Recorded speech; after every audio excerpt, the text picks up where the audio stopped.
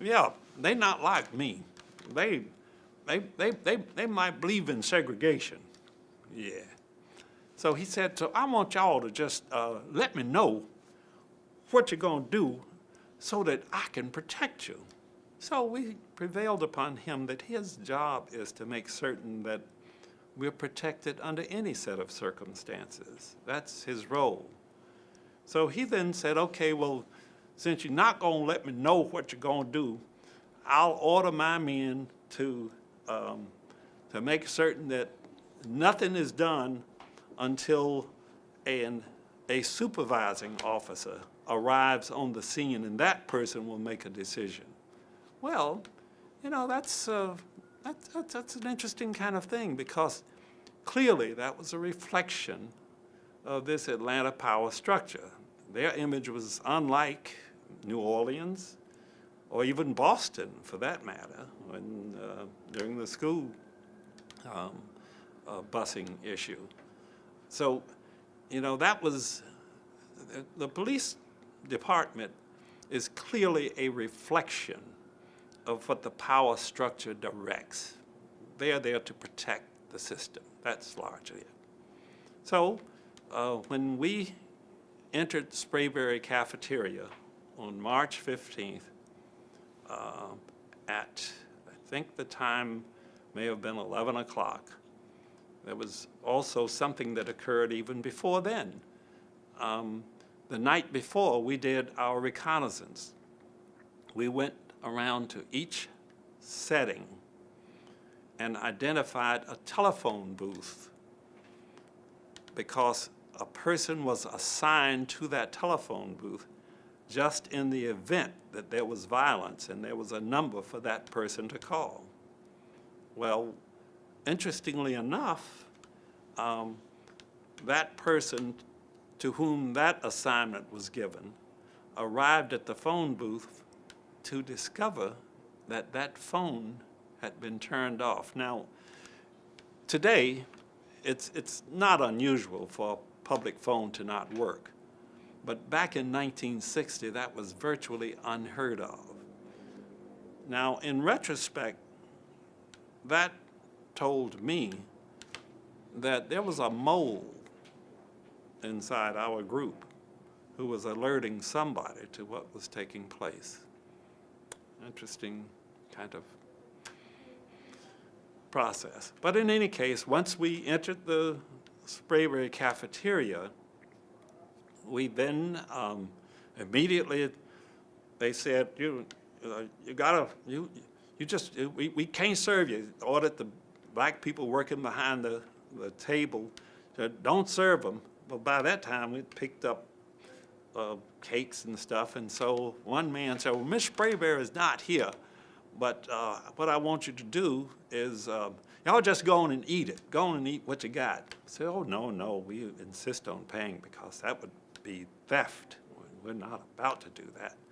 Well, there was a cop who walked in the door and turned right around, because he then waited upon the arrival of his supervisor. So he then came in and asked the person, are these people under arrest? She said, yeah, they are trespassing. He says, okay, I'm going to place you under arrest. He lined us up outside, out front of the building. But then they announced that we're not going to arrest you. Y'all can go home. Interesting thing.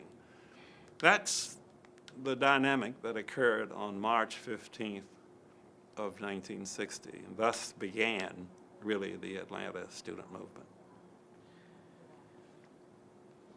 What was the response to the appeal? Well, it was broad, a broad response. There was then a New York Senator, Jacob Javits, who had read the appeal into the congressional record. It was published a full page in the New York Times, local papers. Of course, the governor of Georgia, Ernest Vandiver, I believe his name was, alleged that it couldn't have been written by not only a student in Georgia, but had to be, his inference was, it was written by communist infiltrators. But it was an interesting thing that happened on March 15th. Excuse me. The governor actually had a heart attack And so our position was, my goodness, I hope he doesn't die, because then they'll pin a murder charge on us. But he did recover. But there was, it did really, the appeal clearly did kind of set the Atlanta student movement apart from the others. But also I think that, and earlier I made some reference to this Atlanta power structure. You did not really have the overt violence. You did, of course, have, you know, people harassing and people, many arrested, but there was not the overt violence that we have come to familiarize ourselves with that occurred in other cities. They coined the phrase, Atlanta is a city too busy to hate. Well, it was a very hate-filled place. And we know that some of that hate remains. But the power structure really has played a very crucial role in kind of projecting that image of a city that is progressive, if you will. Let's talk about SNCC and their role, either with or in conjunction with the Black Yes. student movement. Well, SNCC is phenomenal, and this is one of the things that we should really understand and fully appreciate.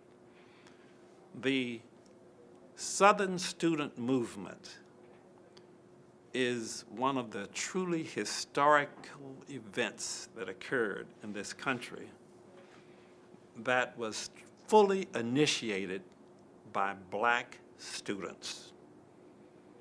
When Dr. King and Ella Baker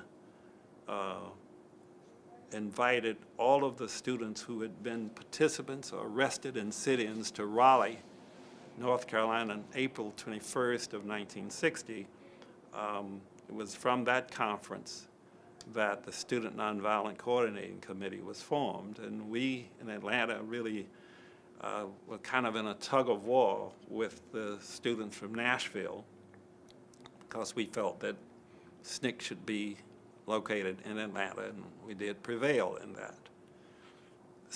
When SNCC arrived in this city, basically, let's look at something here.